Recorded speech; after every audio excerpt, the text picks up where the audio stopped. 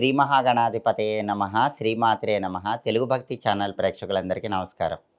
ధనుస్సు రాశి వాళ్ళకి పరాభవనామ సంవత్సరంలో అదృష్టము, ఐశ్వర్యం కలిసి రావాలంటే, ధనయోగం కలిసి రావాలంటే ఎలాంటి పరిహారాలు చేసుకోవాలో, పరాభవనామ సంవత్సరం ధనుసు రాశి వాళ్ళకి ఎలా ఉండబోతోందో ఈ వీడియోలో మనం తెలుసుకుందాం. పరాభవనామ సంవత్సరం మొత్తం ధనుసు రాశి వాళ్ళకి అర్ధాష్టమ శని దోషం ఉంది. ఈ అర్ధాష్టమ శని దోషం వల్ల ఎక్కువ కష్టపడితే తక్కువ ఫలితం రావటం, ఫ్యామిలీలో చికాకులు, డిస్టర్బెన్సెస్ ఉంటాం, అప్పుడప్పుడు హెల్త్ ఇష్యూస్ వెంటాడుతూ ఉంటాం.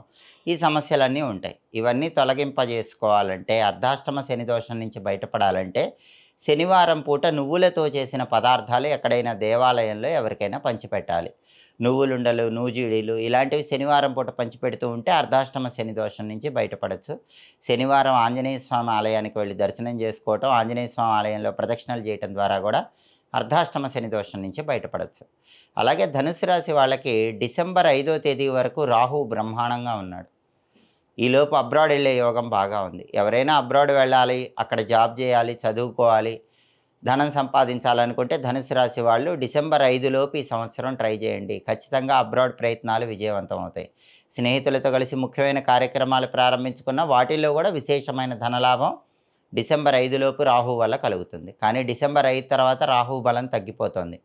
రాహువు 2వ స్థానంలోకి వెళుతున్నాడు. అప్పుడు ఫ్యామిలీలో మీ మాట వల్ల గొడవలయ్యే అవకాశం ఉంటుంది. కొంచెం జాగ్రత్తగా ఉండాలి. వ్యక్తుల్ని నమ్మి డబ్బులు ఇచ్చి మోసపోయే అవకాశం కూడా ఉంటుంది.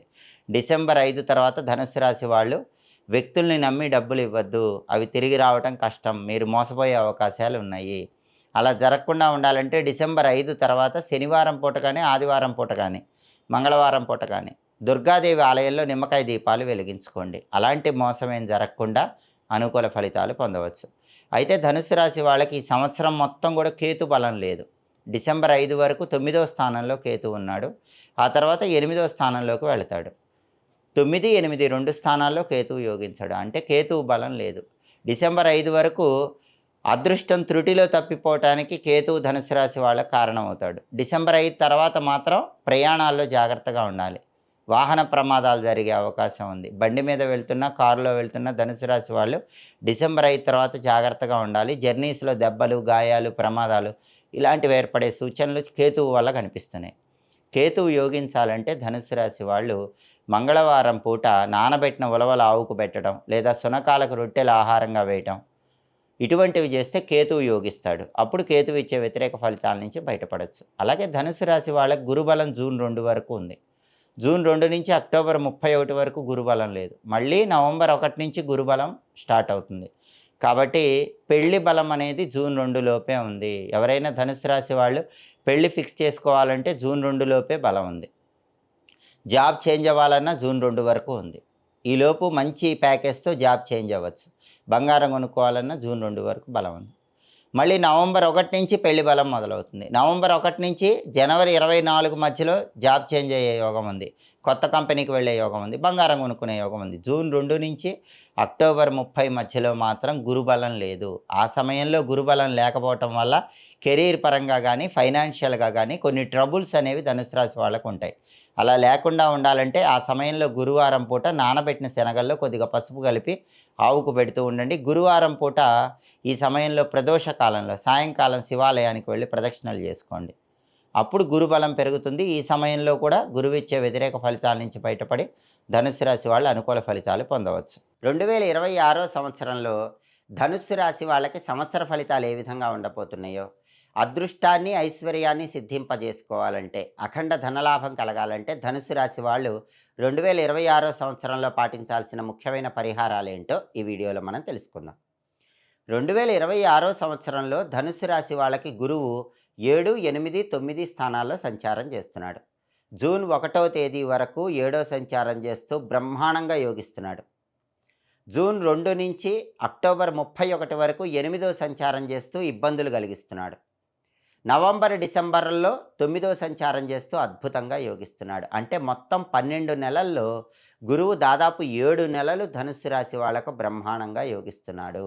అంటే ధనుస్సు రాశి వాళ్ళు 2026 సంవత్సరంలో ధనపరంగా బ్రహ్మాండమైన జాక్పాట్ కొట్టబోతున్నారని చెప్పడంలో ఏమాత్రం సందేహం లేదు. ముందుగా జూన్ 1వ తేదీ వరకు 7వ స్థానంలో గురువు యోగిస్తున్నాడు కాబట్టి పెళ్ళిళ్ళు కావాల్సిన ధనుసు రాశి వాళ్ళందరికీ జూన్ 1 లోపు పెళ్ళిళ్ళు అయిపోతాయి. వయస్సు పెరిగిపోయి పెళ్ళిళ్ళు ఆలస్యమవుతున్న ధనుసు రాశి వాళ్ళందరికీ మనసుకు నచ్చిన సంబంధం వచ్చి పెళ్ళిళ్ళు జరిగిపోతాయి. విడాకుల వరకు వెళ్ళిన భార్యాభర్తలు కూడా కలిసిపోవటానికి 7వ స్థానంలో గురువు సంచారం విశేషంగా యోగిస్తుంది. పార్ట్నర్‌షిప్ బిజినెస్‌లు ప్రారంభిస్తే బ్రహ్మాండంగా పార్ట్నర్‌షిప్ బిజినెస్‌ల్లో ధనుసు రాశి వాళ్ళకి విశేషమైన ధనలాభం చేకూరుతుంది. ఆదాయ మార్గాలు పెరుగుతాయి. ఖర్చులు తగ్గిపోతాయి. రావాల్సిన ధనం వస్తుంది. మొండి బాకీలు వసూలవుతాయి. ఎంత పెద్ద మొత్తంలో అప్పులున్నా అప్పుల నుంచి బయటపడతారు. ఇవన్నీ కూడా జూన్ 1 లోపు ధనుసు రాశి వాళ్ళకి జరుగుతాయి. అలాగే బంగారం కొనుక్కోవాలని ప్రయత్నిస్తే బ్రహ్మాండంగా బంగారం కొనుక్కుంటారు. ఇల్లంతా బంగారంతో నిండిపోతుంది. కానీ జూన్ 2 నుంచి అక్టోబర్ 31 వరకు మాత్రం గురువు 8వ స్థానంలో సంచారం చేస్తున్నాడు. ఇది కొంచెం బ్యాడ్ టైము.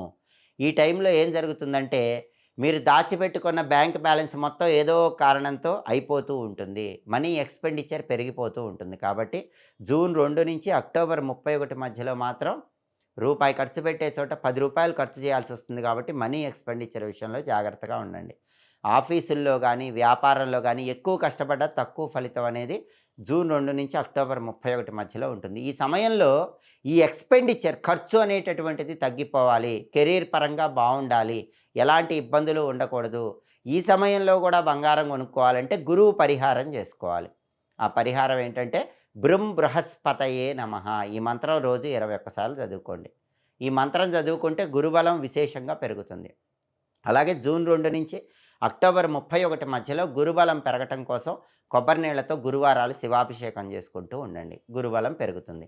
మళ్ళీ నవంబర్, డిసెంబర్‌లో గురువు 9వ స్థానంలో ఉన్నాడు. ఆకస్మిక ధన ప్రాప్తి యోగం ఉంది.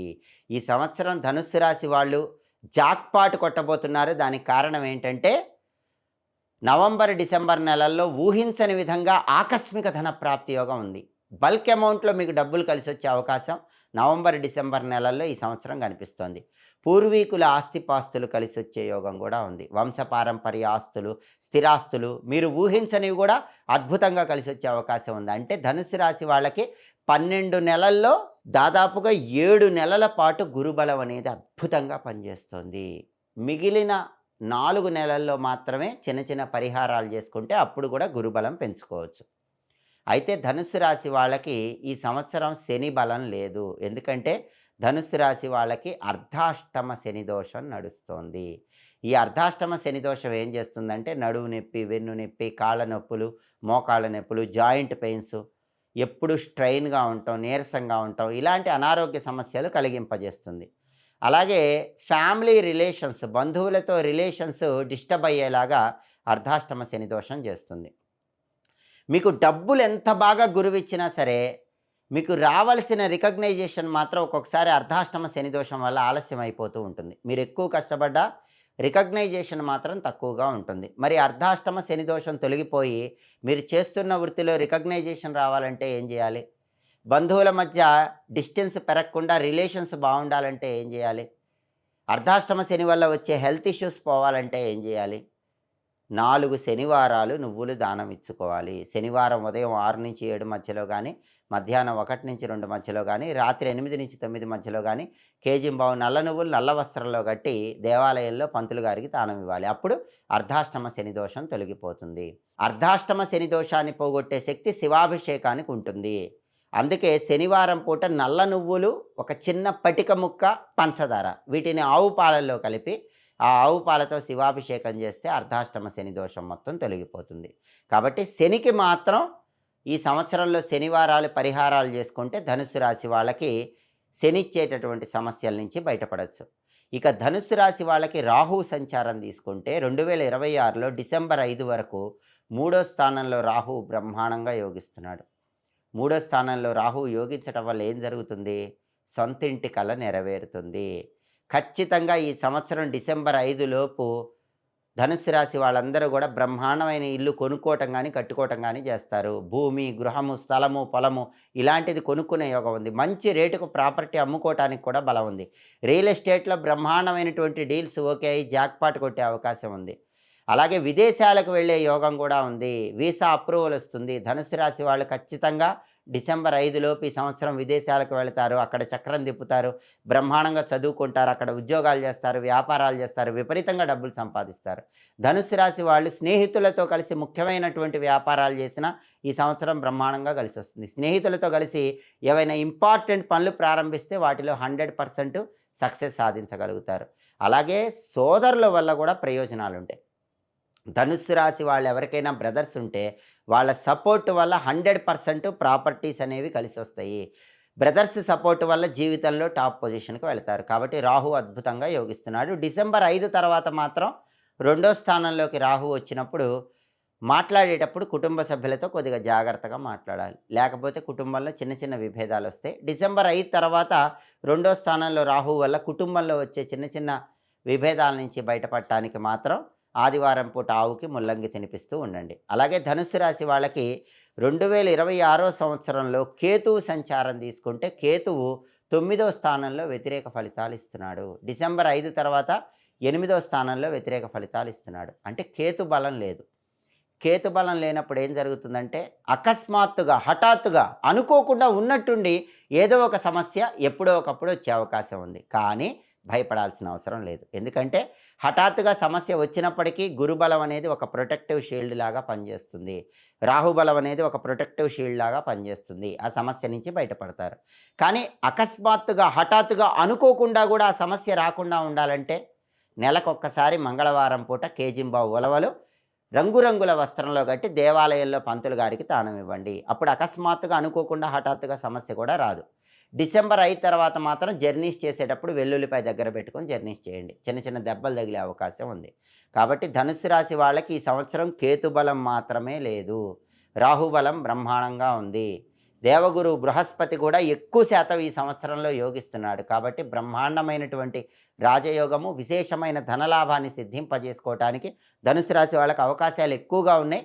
శని యోగించట్లేదు, కేతువు యోగించట్లేదు. శనికి కేతువుకి పరిహారాలు చేసుకోండి. 2026 మొత్తం అదృష్టాన్ని, ఐశ్వర్యాన్ని అందిపుచ్చుకోండి. సర్వే జనాః సుఖినో భవంతు. స్వస్తి.